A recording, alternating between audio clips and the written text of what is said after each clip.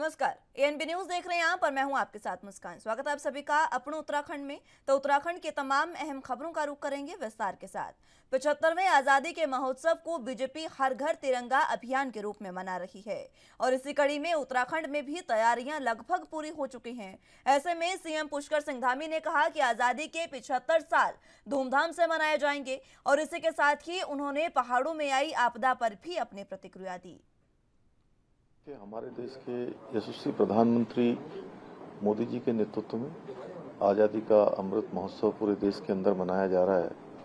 ये हम लोगों का सौभाग्य है कि ऐसे समय में हम सब लोग मोदी जी के नेतृत्व में काम कर रहे हैं, जब आज़ादी के 75 साल पूरे हो रहे हैं। और इस आज़ादी के 75 साल पूरे होने के उपलक्ष्य में आज़ादी का अमृत महोत्सव बहुत धूमधाम से मनाए जाने की योजना है, जिसमें 9 तारीख से लेकर 11 तारीख तक एक अभियान, 11 से लेकर 13 तक और 13 से लेकर 15 तक 3 चरणों में लगातार अभियान चलने वाला है, जिसमें बहुत सारी प्रतियोगिताएं, बहुत सारी हमारी प्रभात फेरियां और उसके बाद हर घर तिरंगा अभियान पूरी तरह से संचालित होना है, पूरी तरह से पूरा होना है। उसके लिए हम लोगों ने उत्तराखंड के अंदर 20 लाख परिवारों में झंडा लगाने का, तिरंगा लगाने का हमने लक्ष्य लिया है और उसमें हम लगातार काम कर रहे हैं। सरकार के स्तर पर जहां नोडल अधिकारी हमारा संस्कृति विभाग काम कर रहा है, वहीं भारतीय जनता पार्टी का पूरा संगठन भी इस काम में लगा है। उसको लेकर हम लगातार बैठकें कर रहे हैं। उत्तराखंड जहां पर देवभूमि है, चाहे वो देश की आज़ादी का आंदोलन हो या देश की सीमाओं की रक्षा का काम हो, उन सभी में वीरभूमि और देवभूमि के लोगों ने हमेशा आगे बढ़कर काम किया है। इसलिए इस राष्ट्र पर्व में जो आज़ादी का अमृत, इसको हम बहुत धूमधाम से मनाएंगे और ये पूरी तरह से सुनिश्चित करेंगे कि हर घर में तिरंगा लगे और आज़ादी के जश्न में सभी लोगों की भागीदारी नहीं। जहाँ तक स्वास्थ्य के क्षेत्र में है, हम लोग पूरी तरह से अलर्ट मोड में हैं और हाँ, ये बात बिल्कुल सही है कि जब भी ये बरसात का मौसम आता है तो इस समय में हमारे लिए बहुत बड़ी चुनौती रहती है कि कहीं पर भूस्खलन होता है, कहीं अतिवृष्टि होती है, कहीं पर सड़कों का संपर्क बंद हो जाता है, कहीं पर अन्य प्रकार की जो घटनाएं हैं आपदा से जुड़ी हुई वो सामने आती है। लेकिन उसके लिए हम लोग तैयार हैं। हमारा पूरा शासन प्रशासन सभी को लगातार मैंने स्वयं उसकी मॉनिटरिंग करी है और कहीं रास्ते बंद होंगे, कहीं पर कोई राहत की ज़रूरत पड़ेगी तो वहाँ पर हम तत्काल राहत पहुँचाएंगे। जहाँ पर रोड बंद होंगी उन रोडों को खोलने के लिए जगह जगह पर जेसीबी पीडब्ल्यूडी विभाग के द्वारा तैनात कर दी गई है। आपदा प्रबंधन विभाग 24 घंटे काम कर रहा है, सबको अलर्ट मोड में रखा गया है और साथ में भगवान से भी प्रार्थना करते हैं कि हमारे यहाँ पर जो आपदा का कहर होता है वो न हो। पूरे देश के साथ साथ उत्तराखंड में भी आजादी का अमृत महोत्सव पूरी धूमधाम से मनाया जा रहा है। साथ ही राजधानी देहरादून में भी हर घर तिरंगा अभियान का आगाज हो गया है।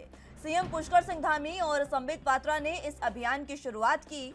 वहीं इसी को लेकर सीएम बीजेपी कार्यालय में मीटिंग भी कर चुके हैं। साथ ही साथ बीजेपी प्रदेश अध्यक्ष महेंद्र भट्ट और सूबे के मुख्यमंत्री पुष्कर सिंह धामी ने अपने ट्विटर पर अपनी फेसबुक की प्रोफाइल पिक्चर को भी बदल दिया है।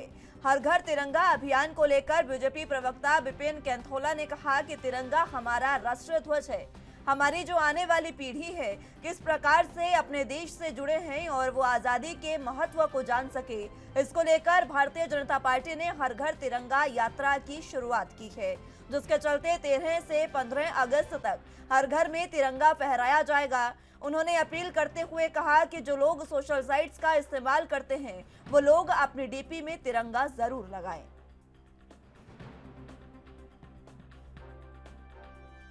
हम आज़ादी का अमृत महोत्सव मना रहे हैं और तिरंगा हमारा राष्ट्रीय ध्वज है। हमारे जो आने वाली पीढ़ी है किस प्रकार से अपने देश से जुड़े, किस प्रकार से वो जान सके कि ये आज़ादी हमें किन परिस्थितियों में मिली है, इसको लेकर के भारतीय जनता पार्टी ने हर घर तिरंगा यात्रा जो है वो प्रारंभ की है, जिसका कि 12, 13, 14 तारीख को उत्तराखंड के अंदर भारतीय जनता पार्टी ने इसको मिशन में लिया है कि हर घर में तिरंगा फहराया जाए, हर घर तिरंगा युक्त हो। और भारतीय जनता पार्टी के हमारे महामंत्री संगठन, हमारे महामंत्रीगण, हमारे प्रदेश के पदाधिकारी विभिन्न जिलों में प्रवास करके आए हैं, विधानसभा वाइज बैठक करके भी आए हैं। और वहाँ पर भी जो प्रबुद्धगण हैं, जो पार्टी के पदाधिकारी हैं, जो अन्य समाज के प्रबुद्धगण हैं, सभी लोगों से भारतीय जनता पार्टी के मुख्यमंत्री जी ने भी, उत्तराखंड के मुख्यमंत्री जी ने भी, भारतीय जनता पार्टी के प्रदेश अध्यक्ष जी ने भी और प्रधानमंत्री जी ने भी सबसे कहा है कि तिरंगा जो आज़ादी का अमृत महोत्सव है, उसमें तिरंगे को लेकर के हम सब लोग जिस प्रकार से हर घर तिरंगा यात्रा निकाल रहे हैं, उसी प्रकार से सभी लोग अपनी प्रोफाइल्स जो सोशल मीडिया है उसमें भी अपनी प्रोफाइल की डीपी में उसको भी लगाए। निश्चित रूप से एक समाज में किस प्रकार से अमृत महोत्सव मनाया जा रहा है, ये भारत ही नहीं, पूरा देश ही नहीं, विश्व भी इसे जान सके। इस पर 4600 ग्रेड पे मामले को लेकर पुलिसकर्मियों के परिजनों को सरकार के खिलाफ मोर्चा खोलना महंगा पड़ गया है। दरअसल पुलिस जवानों के 4600 ग्रेड पे की मांग को लेकर 30 जुलाई को परिजनों ने प्रेस कॉन्फ्रेंस की थी। पुलिस कर्मचारियों के परिवारों का दावा है कि उत्तराखंड के मुख्यमंत्री पुष्कर सिंह धामी ने पिछले साल ग्रेड पे का वादा किया था, लेकिन उसके बाद से सिर्फ आश्वासन ही मिल रहे हैं, लिखित में कोई आदेश नहीं है। जिसके बाद परिवार बड़े आंदोलन के लिए लामबंद हुए तो राज्य पुलिस के कप्तान ने बड़ा एक्शन ले लिया। सोमवार को डीजीपी अशोक कुमार के निर्देश पर सिपाहियों को निलंबित कर दिया गया और इसके बाद सभी को चेतावनी भी जारी कर दी गई, जिसके बाद अब इस पर सियासत भी शुरू हो गई है। बीजेपी प्रदेश प्रवक्ता ने कहा कि सरकार ने इसके लिए कमेटी बनाई है, इस पर कमेटी अपनी रिपोर्ट मुख्यमंत्री को देगी, इस पर सकारात्मक निर्णय लिया जाएगा। तो वहीं कांग्रेस उपाध्यक्ष सूर्यकांत धस्माना ने पलटवार करते हुए ये कहा कि ग्रेड पे मामले में प्रताड़ित किया जा रहा है, जो शर्म की बात है। देखिए, पुलिस एक अनुशासित बल है और इसमें किसी भी तरह की अनुशासनहीनता को स्वीकार नहीं किया जा सकता। इस तरह से जो इनके परिजनों द्वारा प्रेस कॉन्फ्रेंस की गई, वो सरकारी सेवा नियमावली के जो आचरण नियमावली है उसकी नियमों का उल्लंघन है। उसके तहत उसी कारण ये कार्रवाई की गई है। मैं आगे भी पुलिसकर्मियों से अपील करता हूँ कि वो अपनी बात को संयमित ढंग से ही रखें और किसी तरह की अनुशासनहीनता न करें। अगर अनुशासनहीनता की जाती है तो हमें कार्रवाई करने में बाध्य होना पड़ेगा। सरकार ने पहले से एक कमेटी गठित की है। कमेटी में जैसी ही कमेटी की रिपोर्ट आएगी मुख्यमंत्री जी को प्रेषित करेगी। हमारी सरकार ने कई बार ऐसे फैसले भी लिए हैं जो हमने फैसले लिए थे और उस पर समाज ने कहा कि इसको परिवर्तन करना चाहिए, तो उसको हमने परिवर्तन करने का काम किया। हमारी सरकार का काम है, हमारी सरकार का उद्देश्य है कि किसी भी तरह से हमारे प्रदेशवासियों को कोई दिक्कतें ना हो, कोई परेशानी ना हो। और ग्रेड पे को लेकर के माननीय मुख्यमंत्री जी का स्पष्ट साफ है, हमारी सरकार का साफ और स्पष्ट रुख है। हमने उस पर कमेटी बनाई है। कमेटी जैसे ही अपनी रिपोर्ट माननीय मुख्यमंत्री जी को देगी, उस पर सकारात्मक निर्णय लिया जाएगा। हवा हवाई साबित हो रही है। बेरोजगारी के मामले में जो घोषणाएं की थी वो हवा हवाई है, महंगाई कम होगी वो हवा हवाई है। और इसी प्रकार से ग्रेड पे वाले मामले में अब तो इन्होंने प्रताड़ित करना शुरू कर दिया। लोगों की आवाज दबाने के लिए सस्पेंड करने का काम कर रहे हैं। शर्मनाक है ये। घास काटने वाली महिलाओं को गिरफ्तार कर रहे हैं, थाने में बैठा रहे हैं। शर्मनाक है ये। कहाँ जाएगा आम आदमी? आप उसको नौकरी नहीं दे रहे हैं, आप उसको रोजगार नहीं दे रहे हैं, आप महंगाई आसमान पर पहुंचा रहे हैं, आप उसके जानवरों के लिए घास भी नहीं काटने देंगे। घसियारियों को पकड़ करके उनको फाइन करेंगे, उनको थाने में बिठाएंगे। यहाँ पर पुलिस ग्रेड पे का जो मांग कर रहे हैं 4600 की, उनके पत्नियों को और उनके परिवार वालों को उनका आवाज दबाने के लिए आप सिपाहियों को निलंबित करेंगे, सस्पेंड करेंगे। ये ग्रेड पे 4600 किए जाने की मांग को लेकर पुलिस के परिजनों ने प्रेस कॉन्फ्रेंस करते हुए ग्रेड पे की मांग उठाई थी, जिसके बाद अनुशासनहीनता का हवाला देकर 3 पुलिसकर्मियों को सस्पेंड कर दिया गया। सस्पेंड किए जाने से नाराज पुलिसकर्मी कुलदीप भंडारी की पत्नी आशी भंडारी ने अपने बच्चों के साथ गांधी पार्क के गेट पर भारी बारिश के बीच धरना प्रदर्शन किया। इस दौरान मौके पर कई पुलिसकर्मी मौजूद रहे। पुलिसकर्मियों ने उन्हें गाड़ी पर बैठने का भी आग्रह किया, लेकिन उन्होंने बैठने से साफ इनकार कर दिया। निलंबित किए गए पुलिसकर्मी की पत्नी आशी भंडारी का कहना है कि जब तक उनके हस्बैंड की बहाली नहीं की जाएगी तब तक वो यहां से नहीं जाएंगी। उन्होंने कहा कि खुद सरकार ने पुलिस कर्मचारियों के 4600 ग्रेड पे दिए जाने की घोषणा की थी, लेकिन ये सिर्फ घोषणा ही रह गई। उन्होंने कहा कि उत्तराखंड के डीजीपी ने फेसबुक पर जो लंबा चौड़ा चिट्ठा लिखा, क्या वो अनुशासनहीनता के दायरे में नहीं आता?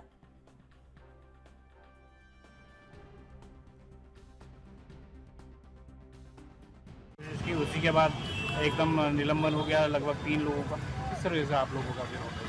हाँ जी सर, हमारे हस्बैंड लोगों को इन्होंने सस्पेंड कर दिया है। बस हम आज मेरे बच्चे आ रखे हैं, हम आज किसी का सपोर्ट नहीं था, हम खुद अपने हस्बैंड के लिए लड़ रहे हैं यहाँ पे। जब तक मैं मेरे हस्बैंड को बाहर लेके हम यहाँ से नहीं जाएंगे। हाँ जी। ये तो क्या ग्रेड पे में 21 अक्टूबर को डीजीपी सर ने अपने फेसबुक पेज में इतना लंबा चौड़ा चिट्ठा लिखा, वो अनुशासनहीनता नहीं है। हमें तो उन लोगों ने भटकाया ना, हमें क्या पता था इस चीज़ के मामले में। तो अगर हमारे लिए अनुशासन है तो अधिकारियों के लिए भी अनुशासन होना जरूरी है। माननीय मुख्यमंत्री जी पे कार्रवाई होनी चाहिए। उन्होंने 4600 ग्रेड पे घोषणा कैसे कर दी इतने बड़े बड़े मंचों में जाकर? जब हम पर कार्रवाई हो तो उन पर भी कार्रवाई करो। हम तभी उत्तराखंड में कांग्रेस ने 5 अगस्त को महंगाई और बेरोजगारी के खिलाफ आंदोलन का ऐलान कर दिया है। इस आंदोलन के तहत कांग्रेस उत्तराखंड में राजभवन का घेराव करेगी, जिसको लेकर कांग्रेस ने कहा कि उत्तराखंड ही नहीं बल्कि पूरे देश में महंगाई और बेरोजगारी चरम सीमा पार कर चुकी है और अगर कोई सरकार के किसी फैसले का विरोध कर रहा है तो उसे दबाया जा रहा है। पूर्व सीएम हरीश रावत ने भी कहा कि विभिन्न मुद्दों को लेकर 7 अगस्त को सीएम आवास के बाहर धरने पर बैठेंगे। पहले ये प्रोग्राम 6 अगस्त का था, लेकिन 5 और 6 को वो दिल्ली में प्रधानमंत्री आवास घेराव के कार्यक्रम में हिस्सा लेंगे।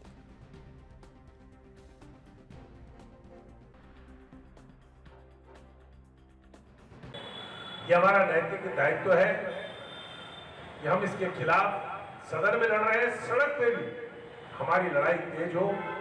इसके लिए अखिल भारतीय कांग्रेस कमेटी ने आह्वान किया है 5 अगस्त को पूरे देश में हम लोग जितने संवैधानिक उच्च पदों पर बैठे हुए लोग हैं उनके आवासों पर जाकर के प्रदर्शन करें, घेराव करें, कूच करें। उत्तराखंड प्रदेश कांग्रेस कमेटी के सम्मानित अध्यक्ष श्री करण महाराज जी, हमारे पार्टी के तमाम वरिष्ठ नेता आदरणीय प्रीतम सिंह जी, आदरणीय हरीश रावत जी, आदरणीय यशपाल आर्य जी, पूरी नैनीताल जिले की प्रभारी और कैबिनेट मंत्री रेखा आर्य ने विकास कार्यों को लेकर जिले के अधिकारियों और सभी विधानसभाओं के विधायकों के साथ समीक्षा बैठक की। इस बैठक में नैनीताल जिले में पुराने और नए कार्यों को लेकर 51 करोड़ 51 लाख की धनराशि अवमुक्त कर दी गई है। प्रभारी मंत्री रेखा आर्य का कहना है कि जिले में काफी समय से लंबित पड़े पुराने कार्यों के लिए धनराशि अवमुक्त की गई है, जिसमें अधिकारियों को पुराने कार्यों में जल्द से जल्द गति लाने के लिए निर्देशित किया गया है। उनका कहना है कि जिले के विकास कार्यों को लेकर राज्य सरकार प्रतिबद्ध है।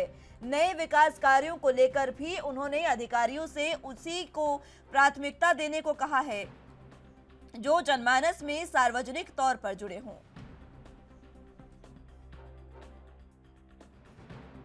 जनपद नैनीताल की जिला योजना की आज बैठक हुई। 51 करोड़ 51 लाख की धनराशि के साथ में उसको बजट आवंटन हुआ। उस बजट आवंटन में हमारे कमिटेड एक्सपेंडिचर के साथ साथ में जो पुराने अवशेष कार्य थे उस मद में धनराशि अवमुक्त की गई। नवाचार में भी धनराशि अवमुक्त की गई है। सभी हमारे विधायकगण, सभी हमारे डीपीसी मेंबर आज इस बैठक में उपस्थित रहे और सर्वसम्मति के साथ में जनपद नैनीताल के विकास के लिए सबने अपनी सहमति प्रदान करी। जिलाधिकारी को यह निर्देश दिया गया है कि भविष्य में जिला योजना की बैठक जब आहूत होगी तो निश्चित रूप से जिस प्रकार से अभी उनके कुछ प्रस्ताव लिए गए हैं उसी प्रकार से पूर्व में ही हमारी जो बुकलेट होती है उसी में ही पूर्व में ही उनके प्रस्ताव लेते हुए उनको स्थिति से अवगत कराते हुए उनके प्रस्तावों को लेने का काम करें ताकि समय रहते। नैनीताल जिले की जिला योजना बैठक में हल्द्वानी के विधायक सुमित हृदयेश भी शामिल हुए। इस बैठक को लेकर कांग्रेस विधायक सुमित हृदयेश का कहना है कि जिला योजना बैठक में विकास कार्यों को लेकर जिला प्रभारी मंत्री से समन्वय को लेकर विस्तृत चर्चा की गई, जिसमें जिले के विधानसभाओं में विकास कार्यों को लेकर सरकार के साथ सामंजस्य बैठाना उन्होंने प्राथमिक जिम्मेदारी बताई है, जिसमें सहयोग न मिलने पर नाराजगी व्यक्त करना भी उन्होंने जनप्रतिनिधियों के अधिकार क्षेत्र में बताया।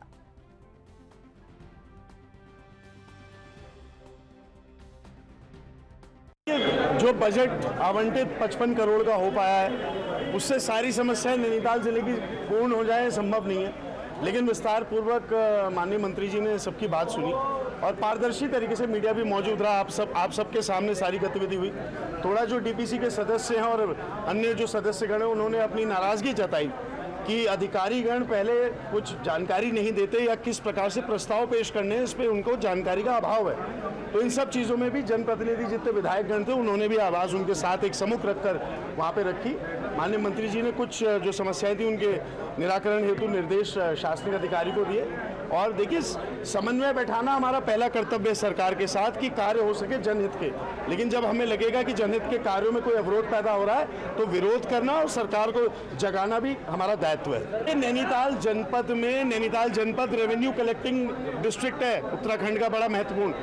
पर्यटन हो, एक्साइज हो, खनन हो, ये तीन प्रमुख यहाँ पे रेवेन्यू कलेक्शन के हमारे पॉइंट्स हैं। इन तीनों की सहूलियत जो है उसको बढ़ाने के लिए मैंने आग्रह भी करा उनसे और व्यक्तिगत तौर से भी उन्होंने आश्वासन दिया है कि वो मिलकर काम करने का प्रयास।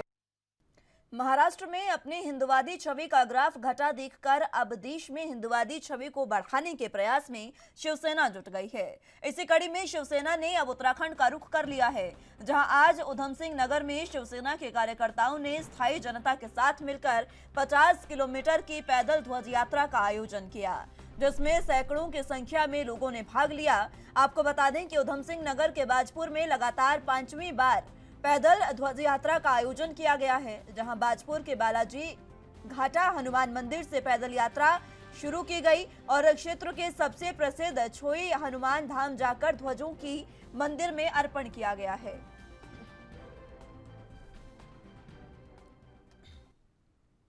देहरादून जिले में डेंगू ने भी दस्तक दे दी है। एक निजी स्कूल के शिक्षक में डेंगू बुखार की पुष्टि हुई है।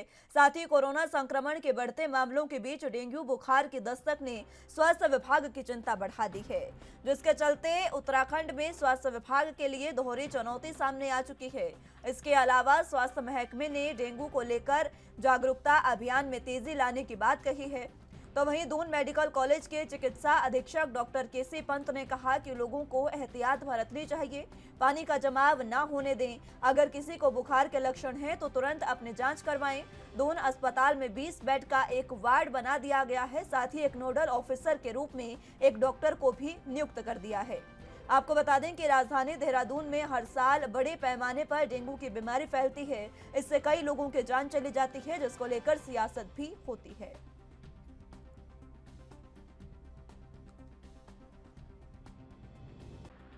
तो आएंगे ही, क्योंकि ये मौसम इस तरह का है। पिछले बार नहीं आए थे, उसके पहले भी नहीं आए थे, तो ये सीजनल वेरिएशन या मौसमी या साल में रिपीट होता है। लेकिन हाँ, यह है कि प्रिकॉशन रखना है कि कहीं पर भी पानी का जमाव ना हो और अपने आसपास घर के अंदर, घर में जहाँ रहते हैं लोग, किसी भी ऐसी कंटेनर में पानी न बसने रखें। अगर है तो उसको खाली कर दें। दूसरी चीज़ यह है कि अपने बचाव के लिए कपड़े कवर्ड पहने, खास तौर पे शाम के वक्त लोअर पार्ट्स में, क्योंकि एडीज एजिप्टाई जो मच्छर है वो शाम के समय काटता है। और यदि किसी को लक्षण हैं बुखार के, रैशेस के साथ या कोई ब्लीडिंग डिसऑर्डर है तो तुरंत अपनी जांच कराएं, जो कि दून चिकित्सालय या अन्य सरकारी अस्पतालों में उपलब्ध है। और अगर कोई ज़्यादा सीरियस पेशेंट है, हाई ग्रेड फीवर है या कोई और तकलीफ होती है, घर में मैनेज नहीं हो रहे हैं, तो उसके लिए हमने अस्पताल में अपने पूरी व्यवस्था करा रखी है। हमने एक 20 बेड का एक वार्ड बना लिया है। हमने एक स्पेशल डॉक्टर डिप्यूट कर दिया है नोडल ऑफिसर के रूप में। और हमारे वहाँ सारी दवाइयाँ उपलब्ध हैं। हमारे हॉस्पिटल का ट्रैक रिकॉर्ड बहुत अच्छा है डेंगू को मैनेज करने में। हमारे वहाँ हॉस्पिटल में मिनिमम मोर्टिलिटी हुई है और दवाइयाँ हमारे वहाँ सारी उपलब्ध हैं। और अगर विशेष रूप से अगर किसी को कोई ज़रूरत पड़ती है तो प्लेटलेट ट्रांसफ्यूजन के लिए भी हमारे वहाँ सारी व्यवस्था है। ब्लड बैंक में हमारे वहाँ प्लेटलेट उपलब्ध है। तो इसलिए घबराने की कोई बात नहीं, बस हमें सपोर्ट चाहिए कि अगर किसी को कोई तकलीफ़ होती है तो वो तुरंत अपनी जांच कराए। कि डेंगू के लिए जो है जहाँ जहाँ पानी इकट्ठा होता है, साफ पानी में डेंगू जो है पाया जाता है। और कूलर हो, गिलास में हो, कटोरी में हो, जहाँ साफ पानी होगा वहीं डेंगू का लार्वा पनपेगा। हर साल जो है हम जहाँ जहाँ जल भराव होता है, जहाँ साफ पानी इकट्ठा होता है, उसके लिए हम हर साल जो है नगर निगम के माध्यम से एक अभियान चलाते हैं। हमारा अभियान चल रहा है, अभी फॉगिंग भी जो है हमारी लगातार चल रही है। और जहाँ जहाँ शिकायतें आ रही हैं, स्वास्थ्य विभाग की और नगर निगम की संयुक्त टीम जो है उसका जाके जो है स्थल में जाकर उसकी जो है जांच कर रही है, उसको जो है देख रही है कि कहीं लार्वा है या नहीं है। हमारा प्रयास रहेगा कि देहरादून में जो है डेंगू का मच्छर ना हो, लार्वा कहीं ना पनपे। जहाँ जहाँ ऐसी जगह हैं जहाँ तालाब हैं, जहाँ तो उसके लिए जो है विशेष जो है हमने इनसे कहा गया है कि जहाँ तालाब है, जहाँ पानी नहीं निकाल नहीं सकते, तो उसमें जो है उसमें विशेष ध्यान देके ताकि वहाँ लार्वा ना पनपे। हल्द्वानी में लगातार हो रही भारी बारिश से जहां नगर निगम के दावों की पोल खुल गई है, तो वहीं नगर निगम क्षेत्र के नालियों की सफाई नहीं होने को लेकर विधायकों का गुस्सा नगर निगम की कार्यप्रणाली पर देखने को मिला है। जहां भारी बारिश के बीच हल्द्वानी विधायक सुमित हृदयेश ने प्रदर्शन किया, तो वहीं उनका कहना है कि बरसात को देखते हुए नगर निगम की कार्यप्रणाली सबके सामने उजागर हो गई है, जिसके चलते आज निगम क्षेत्र में कई जगहों पर जलभराव के चलते लोगों को दिक्कतें कम होने की जगह बढ़ गई है, जिसमें नालियों को सही सफाई नहीं मिलने से मुख्य नैनीताल और कालाढूंगी राजमार्ग में जलभराव के चलते बाढ़ की स्थिति बन गई है। नहीं, देखिए नालों की सफाई, देखिए नाले जब अवरोधित हो जाते हैं, उनकी सफाई नहीं होती, उसके बाद ये समस्याएं आती हैं। तो इसलिए नालों की सफाई उनको 2 महीने पहले मानसून के सीजन से करनी चाहिए। आप ही पत्रकार बंधु कैमरा लेके पूरे शहर में घूमते, आप कोई वीडियो दिखा दीजिए जो नाले की सफाई हुई। तो नालों की जब सफाई। हरिद्वार में राज्य कर विभाग के सर्वे और छापेमारी से नाराज व्यापारियों ने सिटी मजिस्ट्रेट कार्यालय पहुंचकर सरकार के खिलाफ जमकर नारेबाजी की। साथ ही मुख्यमंत्री के नाम सिटी मजिस्ट्रेट को ज्ञापन भी सौंपा। जिले भर के कई व्यापारी मंडलों से जुड़े व्यापारियों ने जीएसटी की छापेमारी को व्यापारियों का उत्पीड़न बताया और जल्द इसे रोकने की मांग की। व्यापारियों का कहना है कि जल्द ही प्रदेश स्तर पर व्यापारी मिलकर मुख्यमंत्री से मुलाकात भी करेंगे। तो वहीं राज्य कर विभाग के अधिकारियों का कहना है कि विभाग की ओर से सर्वे और निरीक्षण के लिए करीब 10,000 फर्मों को चिन्हित किया गया है, जिनकी जांच लगातार जारी है।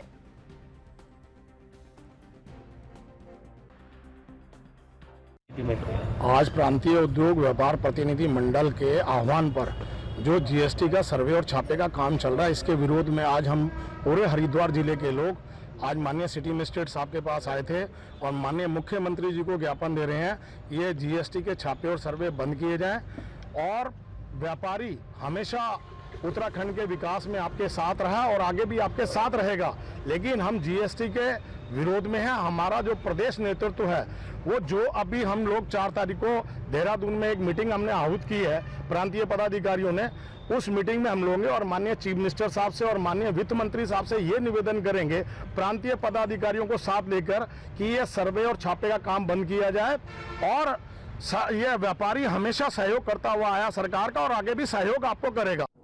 नील का रिटर्न दाखिल करते हैं, दूसरे ऐसे जो कि लगातार अपनी करदेयता आईटीसी के प्रति समायोजित कर रहे हैं। तो ऐसे मैंने अभी लगभग 10,000 व्यापारियों का मैंने चिन्हांकन यहाँ किया गया है, उसमें से हमने 1,000 व्यापारियों की जांच कर ली है। जांच के दौरान ही हमने कम से कम इनसे 1,000 रुपये की इन्होंने जमा करवा रखा है कर के रूप में। और अभी भारी बरसात के कारण सभी नदियां उफान पर हैं, बावजूद इसके लोग लापरवाही बरतते हुए दिखाई दे रहे हैं। हल्द्वानी की गौला नदी में युवा सारी हिदायतों को ताक में रखकर नदी में नहा रहे हैं। आए दिन लगातार डूबने और बहने की घटना होने के बावजूद भी ना तो युवा सबक ले रहे हैं और न ही पुलिस प्रशासन इन्हें समझाने के लिए तैयार है। पुलिस प्रशासन केवल खानापूर्ति करते हुए मुनादी कराता है और उसके बावजूद नदियों में जाने वाले लोगों को रोकने के लिए कोई ठोस कदम नहीं उठाए जा रहे। यही कारण है कि युवा बड़ी संख्या में नदियों में नहाने जा रहे हैं और दुर्घटना का शिकार हो रहे हैं। हल्द्वानी की तस्वीर साफ बता रही है कि आखिर बरसात में नदियां उफान में होने के बावजूद किस तरह से लोग जान जोखिम में डाल रहे हैं।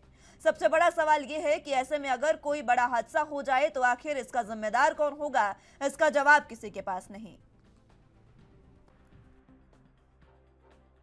तो इसमें निश्चित रूप से स्थिति अनाउंस पूर्व में किया जा चुका है और आज भी लगातार किया गया है। अगर कोई व्यक्ति ऐसा पाया जाता है तो उसके इस कृत्य के लिए जो ऐसा कर रहा है तो उसके खिलाफ कार्रवाई की जाएगी। Thank you.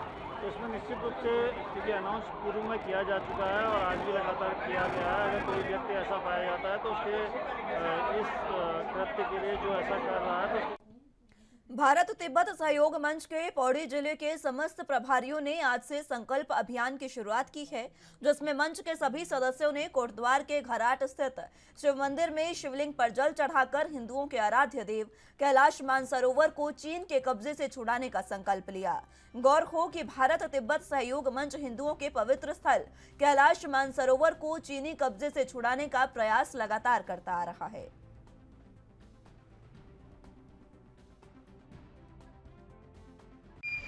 आज हम सब श्रद्धालुओं ने यहाँ सावन के तीसरे सोमवार में यह संकल्प लिया है कि भारत तिब्बत सहयोग मंच के द्वारा जो कैलाश मानसरोवर है जो चीन के कब्जे में है उसे हम मुक्त करेंगे। और आज हमने भगवान से इससे प्रार्थना करी है कि आज हम फिलहाल के लिए अपनों उत्तराखंड में मेरे साथ बस इतना ही। तमाम अहम खबरों के लिए आप देखते रहे ANB न्यूज़। नमस्कार।